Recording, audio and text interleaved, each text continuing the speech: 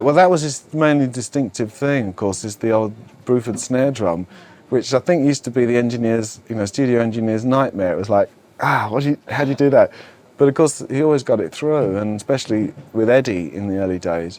But Bill's a very, he's not a greedy musician, When we're mixing, he was into his own dimension. But when I look back, sometimes the drums are actually quite quiet, and yet they still have effect. In other words, they were in a very good perspective because of the way he played, not necessarily because of the way it was mixed. It was in the period of making easy albums that were musically quite deep and thick, and it wasn't anywhere near as, it wasn't a headbanging record, where it took forever.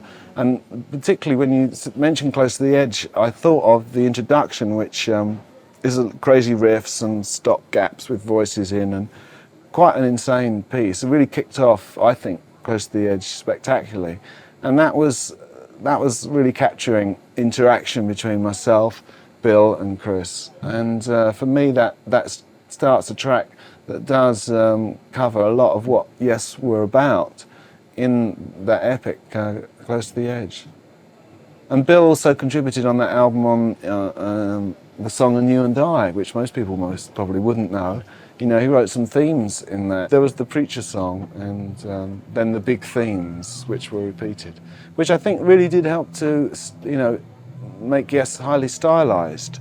The fact that we had musical ideas coming from Bill, and as well as songwriting sort of ideas from John, and a mixture of that from Chris and myself.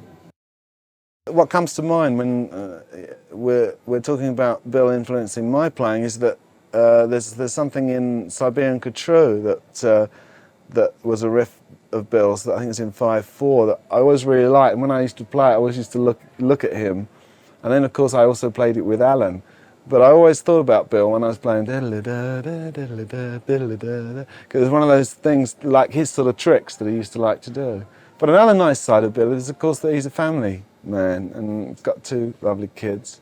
And that's helped us get together at times when we've been apart for a long time. And Bill's, very, very sort of courteous. He often calls up and says, "Oh, you're just going off on tour," and so he likes to keep in touch. I think he's a very, very sensitive person. As soon as I met Bill, when I joined Yes, it was apparent that he did have a lot to offer. He was always getting involved in the construction of the song, over and above basically mainly the drum parts, but he would also come up with lots of ideas for us, and they would get worked in. So he was dabbling around on the keyboard quite often, coming up with ideas, as well as being very careful about not playing like other drummers and not falling into the usual patterns.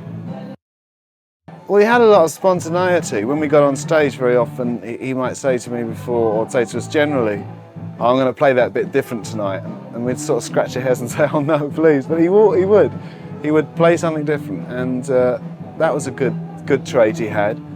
And I think he was he had humour. So at a show, there was always this ice-breaking Bill Bruford there, and of course him and Rick would work off each other a lot. But I think mainly just his ability to thinking drummer. Doing a solo album, I might start working a song, and at that time, the 2 drummers I knew best were Alan and Bill. So like when I did Beginnings, they both played on it, and similarly, then the second album, they both played on it again. Sorry, they both did. So Bill's, I did the track All's a Chord, and that was quite an epic for me.